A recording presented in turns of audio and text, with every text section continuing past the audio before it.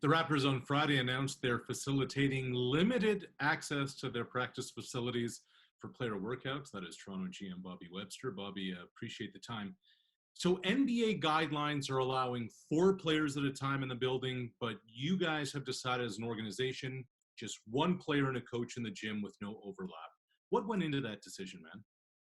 No, as you can imagine, we've been discussing this for a couple of weeks here, and in consultation with provincial and city leaders, and also with our own medical experts and infectious disease experts. This is kind of where we landed, and we thought that we'd err on the side of being conservative, and we know that the NBA rules allows a little more wiggle room, but I think we felt this was comfortable, and all of the appropriate medical officers essentially signed off on this approach. And so, as you can imagine, the other things that go into it are the cleaning protocols, what part of the facilities are open, what part are closed off. And so it's a very limited reopening, I think, as it's been described, and I think that's fair. How many of the players are physically here in Toronto? I think about half of our team, so 15-man roster. We have 2 kind of two-way guys, but yeah, so half of the roster's here, and we anticipate the majority of those to be interested and want to use it. We do have a call with them later today or tomorrow where we're going to go through the specifics and really lay it out, which is, if you guys want to come work out, this is completely voluntary, and this is what it looks like. This is where you enter. This is where you get your temperature checked, all of that type of stuff.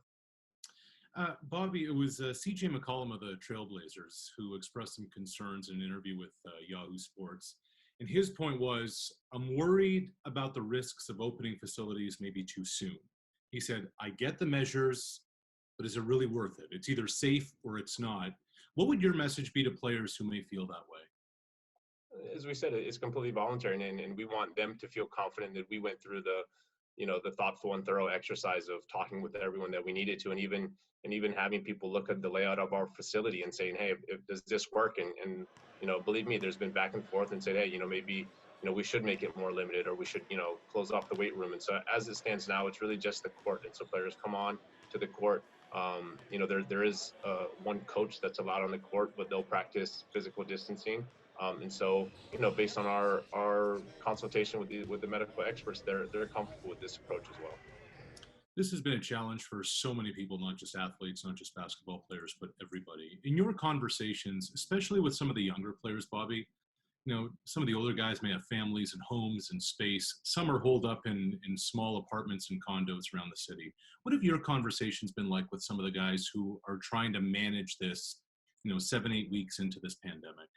Yeah, I think similar to what we're all dealing with is you want to be supportive and you want to be there. And so, we do have members of our medical staff who check in every single day with the guys. And as you can imagine, most of those are, hey, everything's great and there's no issues. But if there are anything, then we're there and we can either help them, send them things that they need or help them acquire them. So, like I said, it's no different than what I'm doing with my family or my friends, is checking in as often as you can and really just, valuing this opportunity that we have to connect. Let's talk about actual ball. Of all the scenarios that have been presented about getting back to play, of all the scenarios that have been presented, which have made the most sense to you? It's a tough one because, we debate them internally, and I'm not sure the NBA really wants us to publicly say too much. But I think first and foremost is the safe and healthy of the players and staff involved, right? And if that means that, there can't be fans, then that's where kind of we land. But, I'm not sure there's consensus yet on what makes the most sense. I think we're all learning. There's a couple leagues in Asia and Europe that are ahead of us, and so we're in contact with those, and the NBA's learning, as they ramp up, what problems are they facing, or as they start to play games with no fans, what are the innovative and cool things that they can do. So I think we're still early, but as this progresses, maybe we'll have better answers. So you've spent some time in the league office, and obviously now as a GM. They ask you, hey, Bobby, give us your ideal scenario. What would you want to see this roll out that makes the most sense for you, knowing what the medical scene may look like?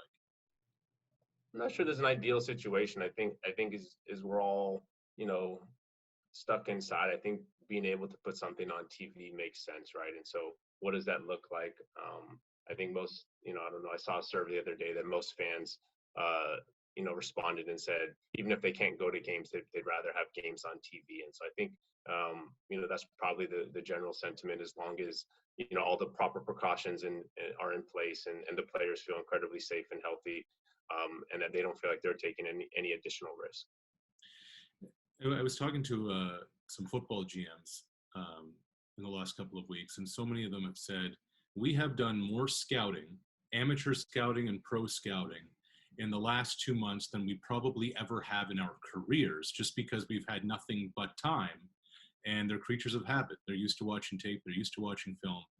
And because they're preparing for so many unknowns, they want to be ready if there's going to be a draft, if there's going to be free agency or different things in case contracts, whatever happens with contracts. What have you guys been doing as a staff to prepare for whatever is ahead?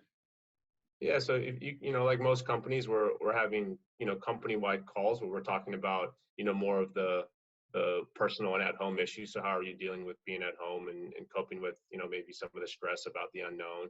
And then each group's having their own meetings. So whether it's the coaches are talking about this is a time, as we've all seen, where you have extra time to kind of explore maybe projects that you typically don't have time during the year. So if that means you're a scout and you can really deep dive on 50, 60 players that you wouldn't typically have, that's a great opportunity. If you're medical staff, you can do webinars learning about different techniques and treatments. If you're the coaching staff, you can really dive into different scouting reports and different play calls. So I do think every group is using this as an opportunity to maybe do some wish list projects that they haven't had the opportunity to do, or they wouldn't have the opportunity to do. I mean, right now I think we'd be in the playoffs, and everyone would be focused on the next game that's in front of us.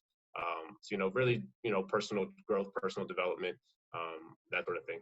Yeah, playoffs indeed. It's crazy that this upcoming Tuesday will be the 1-year anniversary of Kawhi's Game 7 winning shot against Philadelphia. The hallmark of this franchise in this era has been development. How can players get better, or how can they even maintain when so many gyms, floors, courts, facilities have been shut down over the last couple of months?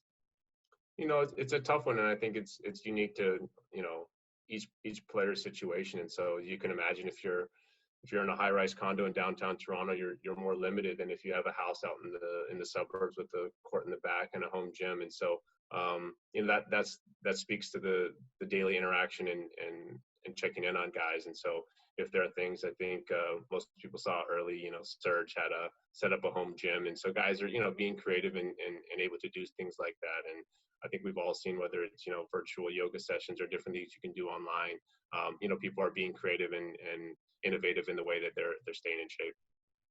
I want you to put your league office hat on for a sec. Whatever happens with this season, what the 2019-2020 season does, and then I would presume the off season leading into next will be a lot shorter, and there's talk of potentially a December start to the year. What would be the biggest things that need to change, get rolled out, be delivered upon in a shortened off season, in a limited or different following season from a league standpoint, do you think the team should be getting prepared for? These are the tough ones. I think, it comes back as we've all seen, which is, can players recover, and is it a not long enough off season that players can, come back and say, hey, I feel ready to go for another, 7, 8, 9 months, depending on how long the season goes. And so, we'll defer, I'm sure, to the experts and the physical therapists and conditioning experts in these areas, which is what's a proper off season look like, and is it enough time for these guys to get rest and then turn around and play another 82 games or 90, 100 games depending on the playoffs. Hey, Bobby, we appreciate the time, man. I know it's an uncertain time, but I think basketball fans will be happy to know at least guys are getting back to shoot. Thank you for making time with us today. Thank you. Stay safe, everyone.